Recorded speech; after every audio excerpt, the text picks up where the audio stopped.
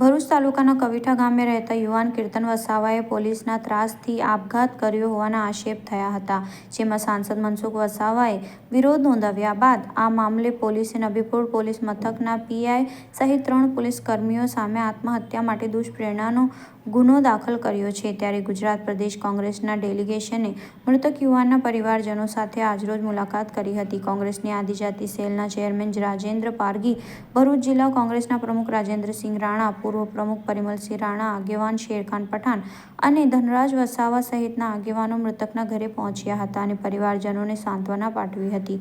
કોંગ્રેસે જવાબદાર પોલીસ કર્મીઓને ડિસમિસ કરવાની માંગ કરી હતી। કોંગ્રેસે આ અંગે જણાવ્યું હતું કે ગુજરાતના આદિવાસીઓ પર અવારનવાર અત્યાચાર થાય છે, ત્યારે જો આ પરિવારને ન્યાય નહીં મળે તો આંદોલનની ચીમકી ઉચ્ચારવામાં આવી છે। આજે ભરૂચ જિલ્લાના કવિઠા ગામે જે કીર્તનભાઈ વસાવાનું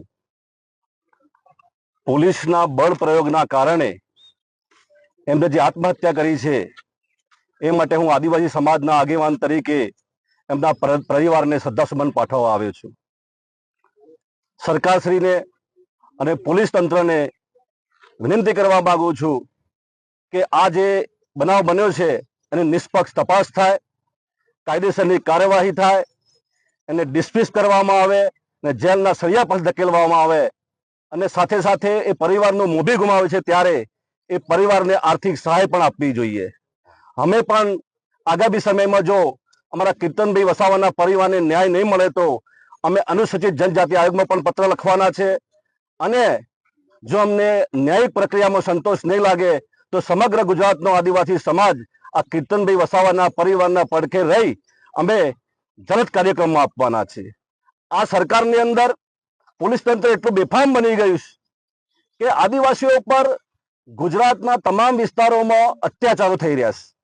કોઈ જગ્યાએ જળ જંગલ જમીનના નામે અત્યાચારો કરવામાં આવે છે, કોઈ જગ્યાએ કોરિડોરના નામે આદિવાસીઓની જન્મ હડપ લેવામાં આવે છે।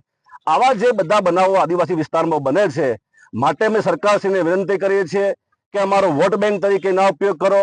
આવનારા સમયમાં જો તમે આ જ રીતે અમને અન્યાય કરશો તો આવનારા સમયમાં અમે પૂર્વ પટ્ટીમાં આદિવાસી સમાજ સંગઠિત થઈ અને જલદ કાર્યક્રમમાં આવશે, એમાં કોઈ શંકાને સ્થાન નથી।